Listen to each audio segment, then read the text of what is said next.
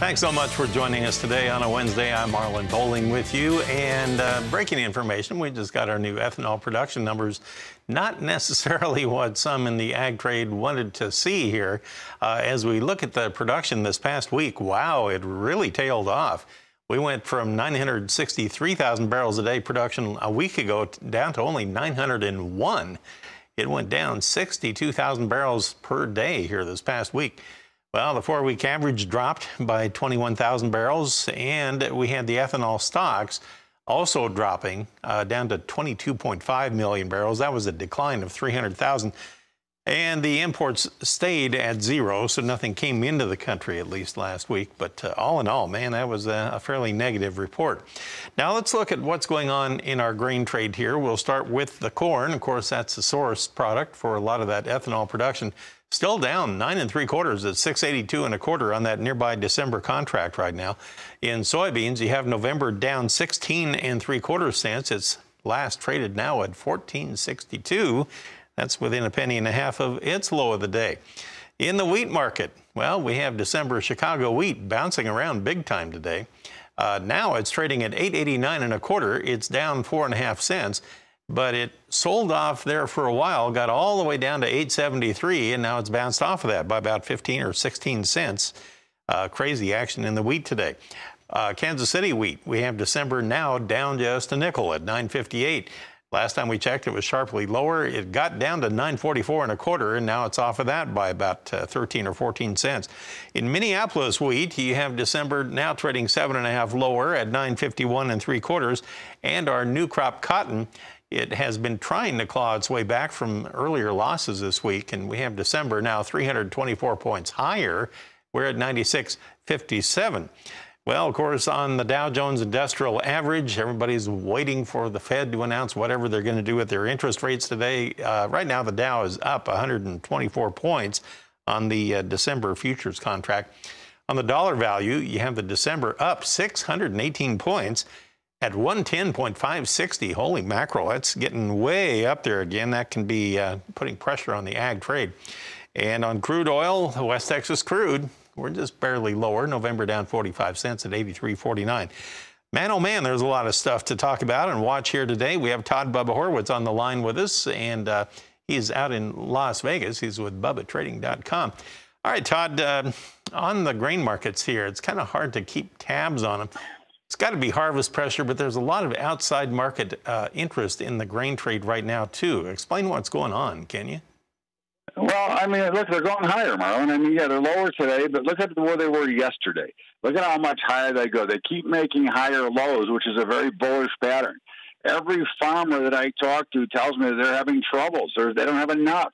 And this is, for some reason, we do not, play and pay attention to what's going on there. But certainly we know that there are issues and there's going to be a shortage. So if there's going to be a shortage, doesn't it make sense to think that they're going to go higher? And I think that they're going to go dramatically higher because that's really what we're looking at is the overall supply demand. And of course, the equities look like they want to collapse, although they're higher today. And that would even add more fuel to the fire of the grains. So I think they look really solid to me. You know, a lot of folks have pointed out that I believe it's in the soybeans. Seasonal tendencies are for them to put in I guess for lack of a better term, a harvest low around the, first part of October here. Do you think that'll hold true this year or not? Or does it even apply now? Well, I mean, everything always applies, Marlon. There's nothing that doesn't apply. Everything always applies to what we're doing. But I think that at the end of the day, the prices cannot be disguised and what we're going to go. And I think that at the end of the day, again, you weigh in all the information and it says to you, hey, we got to be going higher.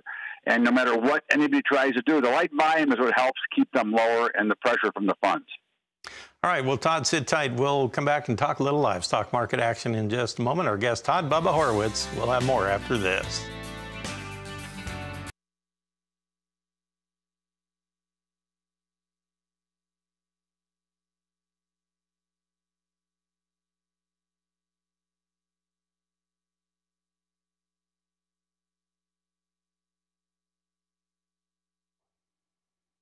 We're back with Todd Bubba Horwitz. Let's take a look at livestock trade right now. We'll go to live cattle, and on the big board, we are still mixed. It's been that way all day. October down 30 cents at 146 even. December 2 lower. February 12 cents higher.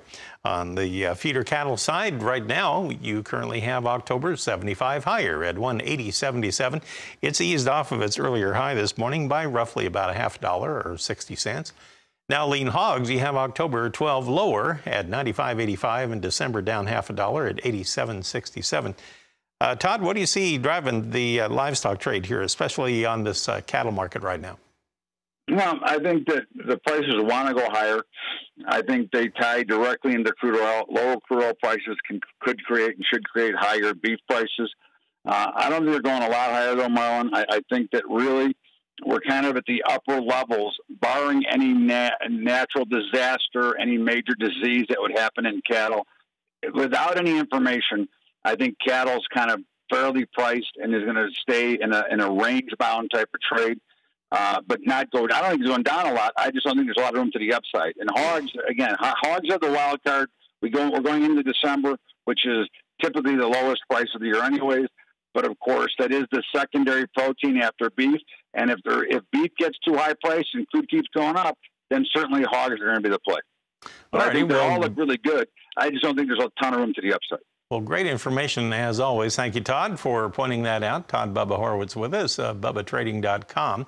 Well, I want to take a look at the wholesale pork trade from last week. And these are numbers provided by Chris Summers of USDA's Market News Service office in Des Moines. Cutout values last week, 105.92. That was up from 103.20 the week before. Let's take a look at the loin values, 99.96 compared to 98.94 the previous week. That was up $1.02. On the Boston butts, 109.88. That was an increase from the 106.64 the previous week. Hams came in at 108.24. That was up $7.49. And on the belly market, 145.64 was $2.92 higher than the previous week. Also on the load count, we had negotiated loads at 1,456. That was up about 140 loads from the week before. Formula loads 34.92 compared to 27.84 the week before. And the forward loads 707 compared to 506. Export loads 602 last week. Wow, that was down from 945. So our thanks to Chris Summers for providing that information. Janet, with that, I'll turn it back to you.